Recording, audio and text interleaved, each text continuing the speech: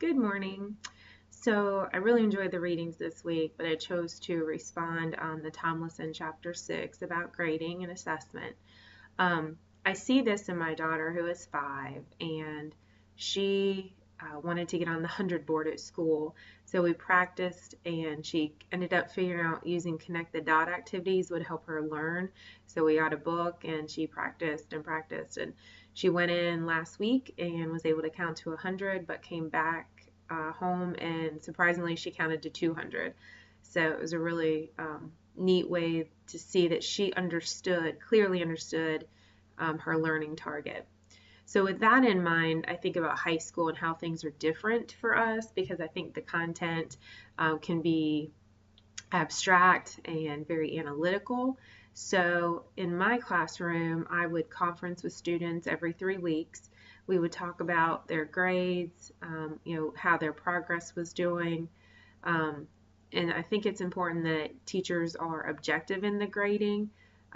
Anytime I had an assignment that wasn't a definite yes or no, like a project, I always used a rubric because I wanted students to clearly understand how to get to an A or a B.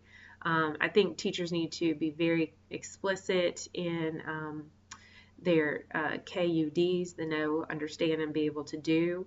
I always had an agenda on the board every day with my I can statement, so that students knew where they should be ending up.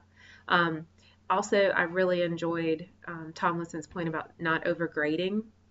I was definitely a victim of this. I felt I had to grade everything that the students turned in, but the more I learned about grading and assessment, I realized that I shouldn't be grading the early work. That's the practice work. It was definitely a mind shift for my students because they are used to a system that grades everything, and why do I want to do this if I'm not going to get a grade for it? So that was an interesting mind shift, but it took student conferencing every 3 weeks to get them to understand that what you are doing for practice leads to the assessment.